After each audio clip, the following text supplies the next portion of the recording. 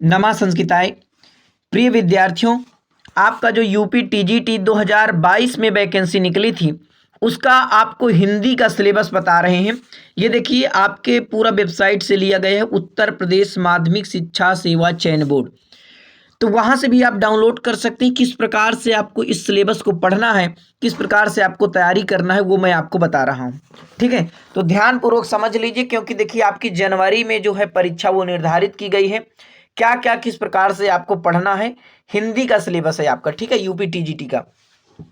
देखिए हिंदी साहित्य का जो इतिहास आपको पढ़ना है, हिंदी साहित्य के इतिहास में आपको आदिकाल, भक्ति काल, यानी उसमें जो है संत काव्य और सूफी काव्य, राम काव्य और कृष्ण काव्य, ये जो यानी भक्ति काल की धाराएं हैं उनमें से आपको ये पढ़ना है। और फिर आपको इसमें रीति काल पढ़ना है, आधुनिक काल पढ़ना है। आधुनिक काल को जो कई भागों में बांटा गया, भरतेंदु युग, द्विवेदी युग, छायावाद, प्रगतिवाद और प्रयोगवाद और नई कविता, ये जो है आपके आधुनिक युग में इनको बेहतर तरीके से आपको पढ़ना है। ठीक है, और इसके बाद देखिए आपके पास समय कम है तो आप जो नोट्स बनाए हैं उसी को अच्छे से आपको पढ़ना है।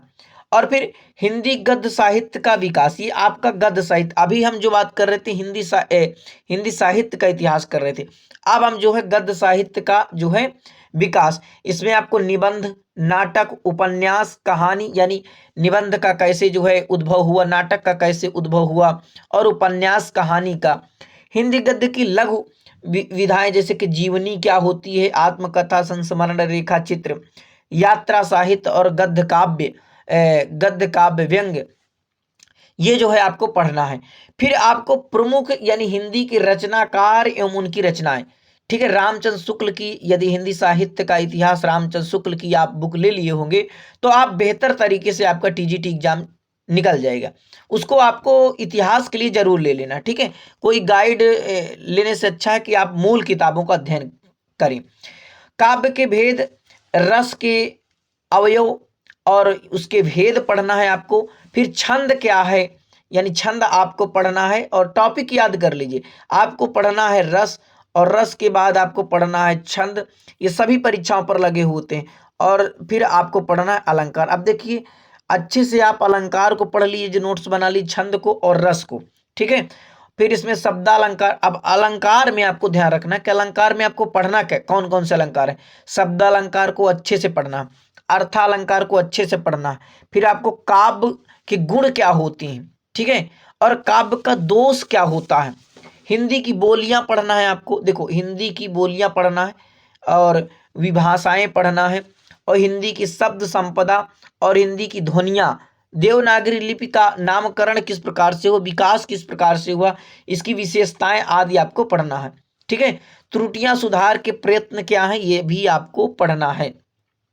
व्याकरण में जो हिंदी आपका व्याकरण है उसमें आपको देखिए लिंग पढ़ना है, लिंग क्या होता है, और हिंदी में कितने लिंग होते हैं, संस्कृत में कितने। संस्कृत में तो 3 लिंग होते हैं, पुल्लिंग, स्त्रीलिंग और नपुंसक लिंग।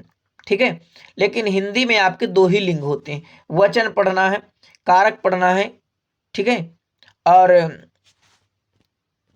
आपको देखिए ये आपका हो गया, लिंग हो गए, वचन आपको हो गया, और कारक पढ़ना है। कारक को बिल्कुल अच्छे से आपको पढ़ना है। ठीक है, और संधि और समास, वर्तनी वाक्य शुद्धिकरण, शब्द रूप पर्यायवाची, विलोम, श्रुति और समभिन्नार्थक शब्द, वाक्यांशों के लिए एक शब्द, मुहावरा और लोकोक्ति क्या है, ये पढ़ना है। और देखिए संस्कृत साहित्य का इतिहास, यदि आप थोड़ा बहुत अच्छे से पढ़ना चाहते, लगभग 10 प्रश्न आपके आते हैं, 10 प्रश्न। और ध्यान रखिए जो आपके यूपी टीजीटी में अभी तक, यूपी टीजीटी और पीजीटी में जो हिंदी के वो संस्कृत साहित्य वाले जो प्रश्न पूछे गए वो सारे प्रश्न मैं आपको दे दूंगा, और आपके यूट्यूब इसी चैनल में आपको मिल जाएगा। ठीक है, संस्कृत के प्रमुख रचनाकार उनकी रचनाएं, कालिदास, भवभूति, भारवी, माघ, दंडी और श्रीहास, इनका सभी का परिचय, कालिदास कौन थे, भवभूति कौन थे, महाकवि माघ कौन थे, भारवी कौन थे, दंडी कौन थे और श्रीहर्ष कौन थे। हमारी यूट्यूब में पढ़ा हुआ, वहाँ से आप नोट्स बना सकते हैं और अच्छे से पढ़ सकते हैं। और फिर से भी मैं आपको एक वीडियो में कालिदास, भवभूति, भारवी, माघ, दंडी और श्रीहर्ष का आपको बता दूंगा। और संस्कृत की प्रमुख रचनाएं और रचनाकार और उनकी रचनाएं एक वीडियो पड़ी हुई, तो वहाँ से देख के आप जो है उन्हें नोट कर लीजिए, बस वही पूछा जाएगा आपसे। और देखिए संधि यानी स्वर संधि, व्यंजन संधि, समास, शब्द रूप, धातु रूप और कारकीय संस्कृत में भी आपका है, और अनुवाद आपसे पूछा जाएगा। ठीक है, तो ये आपका रहा पूरा जो है हिंदी का सिलेबस यानी टीजीटी का। तो अपने सामने इसको लिख लीजिए और बार बार सिलेबस को सुबह पहले जहां पर बैठिए वहां एक बार सिलेबस को पढ़िए, इसके बाद जो है अपना जो है जो भी आप नोट्स बनाए हैं उसको पढ़ना चालू करिए। तो जरूर अपने मित्रों तक शेयर करिए। नमः संस्कृताय।